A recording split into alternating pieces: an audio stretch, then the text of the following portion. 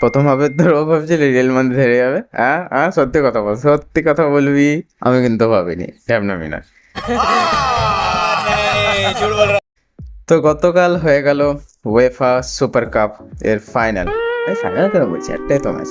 ওকে, UEFA super কাপের কিছুই নয় গাইস। 1972 অবধি উয়েফার প্রচুর পয়সা হয়ে যায় এবং 1973 আস্তে আস্তে তারা ডিসাইড করে যে আমাদের কাছে দুটো প্রতিষ্ঠিত লিগ আছে, দুটো প্রতিষ্ঠিত চ্যাম্পিয়নশিপ আছে, একটা উয়েফা চ্যাম্পিয়ন্স লিগ আর একটা উয়েফা ইউরোপা। তো কেমন হয় যে আমরা এদের দুজনের চ্যাম্পিয়নকে একটা ম্যাচ করাই, সেটার নাম নিয়ে দিই উয়েফা সুপার কাপ। খুব ভালো কথা, আমাদের মতো ফুটবল ফ্যানদের জন্য খুবই ভালো কথা। তো 15 তারিখ গতকাল, আমি জানি না এই ভিডিওটা কখন আপলোড হবে, তাই আমি গতকাল বলছি।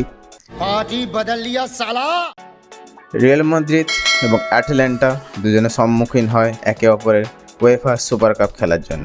বলে রাখা ভালো, 2023-24-এর ইউসিএল চ্যাম্পিয়ন রিয়াল মাদ্রিদ এবং 2023-24-এর Europa champion Atlanta.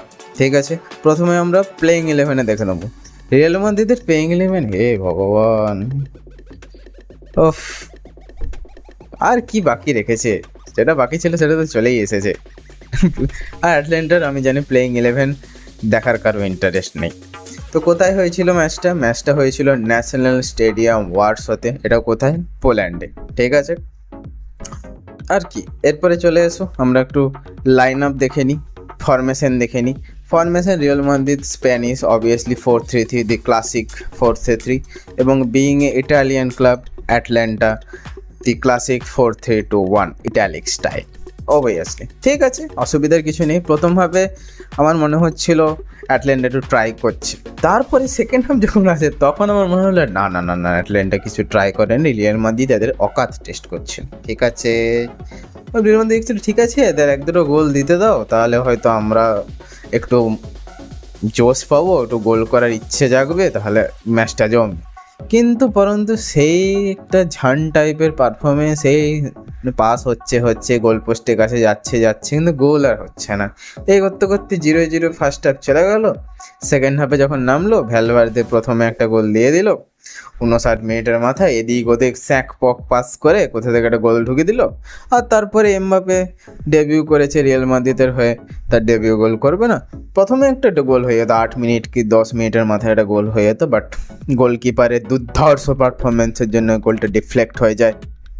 I guess ডিফেন্ডারের performance, গোলকিপারের নয়, সরি, গোলটা ডিফ্লেক্ট হয়ে যায় এবং তারপরে তার আরও মিনিমাম 50 মিনিট লাগে তার প্রথম গোল পেতে। तोबा तोबा तोबा, थारा मूड खराब कर दिया। ওকে, গুড স্টার্ট। কার্লোস অ্যাঞ্জেলোটি খুব খুশি, পুরো রিয়াল মাদ্রিদ খুব খুশি, পাপা পেরেজ খুব খুশি, আমিও খুব খুশি। रोज आते हैं इस उम्मीद पे, आज जीतेंगे, कल जीतेंगे, परसों जीतेंगे, रोज हारते हैं। খুব খুশি। যাই হোক, এবং এমভিপি আই গেস তোমরা বুঝেই গেছো কে হয়েছে, না যদি বুঝে থাকো